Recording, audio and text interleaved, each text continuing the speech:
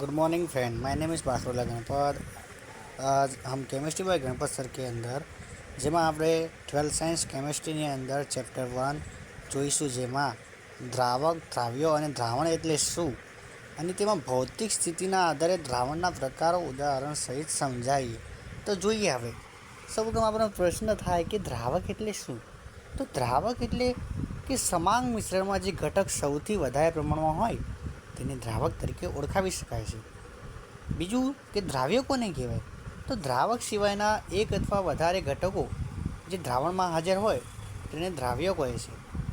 બીજું કે દ્રાવણ કોને કહે છે કે બે કે તેથી વધુ પદાર્થોના એકરૂપ મિશ્રણને દ્રાવણ કહે છે.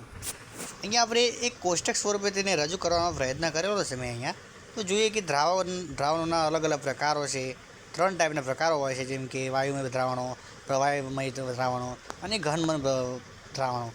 તો એ પ્રમાણે દ્રાવક, દ્રાવ્યો એ બંનેના મિશ્રણ થઈને રૂપો બને છે. તો એમાં જોવા જઈએ તો વાયુમય દ્રાવણમાં જોઈએ તો વાયુની પ્રણાલીમાં ઓક્સિજન અને નાઇટ્રોજન વાયુનું મિશ્રણ જોવા મળે છે. પ્રવાહી અને વાયુનું પ્રણાલી જોવા જઈએ તો નાઇટ્રોજન વાયુ સાથે મિશ્ર કરેલો ક્લોરોફોર્મ વાયુ. ઘન અને વાયુનું સ્વરૂપ જોઈએ તો નાઇટ્રોજન વાયુમાં કપોળ. તો આ તો દ્રાવણનો પ્રકાર વાયુમય દ્રાવણો. હવે આગળ જોવા જઈએ તો પ્રવાહીમય દ્રાવણોમાં વાયુ અને પ્રવાહી પ્રણાલીમાં પાણીમાં દ્રાવેલ થયેલો ઓક્સિજન. પ્રવાહી પ્રણાલીમાં જોઈએ તો પ્રવાહીમાં થયેલ પાણીમાં દ્રાવેલ થયેલો ઇથેનોલ.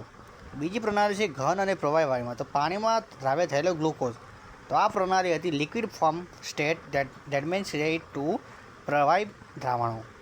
આગળ જોવા જઈએ તો ઘન દ્રાવણમાં જોઈએ તો વાયુ પ્લસ ઘનની પ્રણાલી, જેમાં પેલેડિયમમાં H2નું દ્રાવણ. પ્રવાહી અને ઘનનું પ્રણાલી જોવા જઈએ તો જેમાં સોડિયમ સાથે પારાનો સંદેશ હોય છે. તો વિદ્યાર્થી મિત્રો, આપણે જોવા જઈએ કે ઘન અને ઘનનું જ્યારે સોલ્યુશન જોવા જઈએ તો પ્રણાલીમાં આપણે ગોળમાં દ્રાવણ થયેલા કોપર જોવા મળે છે. તો આજના મારા આ વિડીયોમાં કેમિસ્ટ્રી બાય ગણપત સરની અંદર તમને જો મારો વિડીયો ગમ્યો હોય તો લાઇક કરજો, શેર કરજો. Chemistry by Ganpat sir. જય હિન્દ, જય ભારત.